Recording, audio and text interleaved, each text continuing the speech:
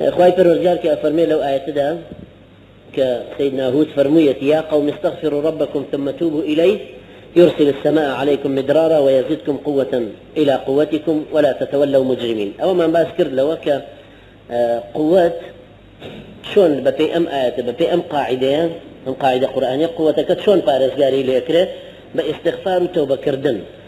وكو عمري كن خطار رزاي خوالي بلنا مكاني دا كأنو سيب وسر كردكاني خوي همو جارق يفرمو من لزوري دجمنكانتان ناترسم لقوتي بهذي دجمنكتان ناترسم بقدر أن ليل لقناحي جيشكي خوتا ناترسم.